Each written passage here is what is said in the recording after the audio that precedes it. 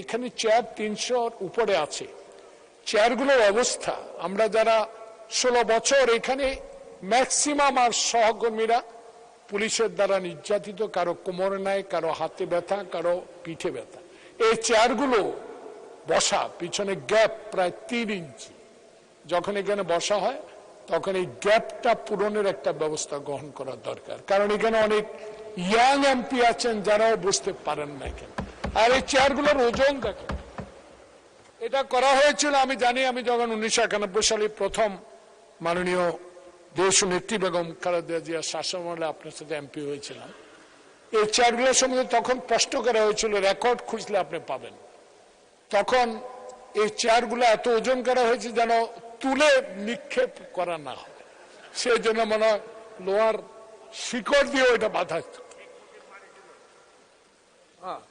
যাক, সেটা ইতিহাস আমার চেয়ে আমার বিজ্ঞ স্পিকার মহোদয় আরো বেশি জানে। তো এই চেয়ারগুলো এত ওজন, একটু আগে মাননীয় স্বরাষ্ট্রমন্ত্রী যখন ঢুকলেন, দেখেন পিছনে পিন, দেখেন সব হাত কেটে ফেলেছে, ধরা যায় না। দেখেন এই চেয়ারগুলো, এই যে সব পিনগুলো ওপেন, প্রত্যেক এমপির হাত কাটা যাচ্ছে, এগুলা নিয়ে একটু দেখার দরকার।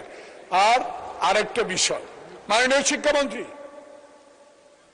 সংসদে আছেন, একটা বিষয় বলবেন, আপনি অলরেডি 2টা বলে ফেলেছেন। আর একটা শেষ, এটা আমার বিষয় না, এটা আপনার সবার, এইখানে 350 জন সংসদ সদস্য সবার জন্য। শিক্ষা মন্ত্রণালয় আমার নির্বাচনী এলাকা না, সব মাননীয় সংসদ সদস্য নির্বাচনী এলাকা, প্রাইমারি স্কুল আমার এখানে 180টার উপরে প্রাইমারি স্কুল, 2টা নির্বাচন উপজেলা, প্রাইমারি স্কুল হেডমাস্টার নেই।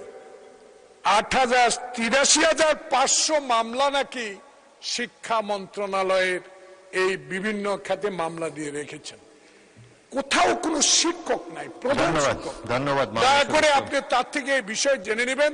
আমরা শিক্ষক চাই, আমরা এই শিক্ষা মন্ত্রণালয়ের সবচেয়ে, স্বাস্থ্য মন্ত্রণালয়ের বাজেট অনেক বেশি, অনুগ্রহ করে মামলার জট আপনি সরাবেন কিনা, আপনার মাধ্যমে মাননীয় শিক্ষামন্ত্রী একটা বিবৃতি, মাননীয় সদস্য থ্যাংক ইউ, আপনি নোটিশ দেন, শিক্ষামন্ত্রী বরাবর একটা নোটিশ দেন, তখন আমরা বিবেচনা করব।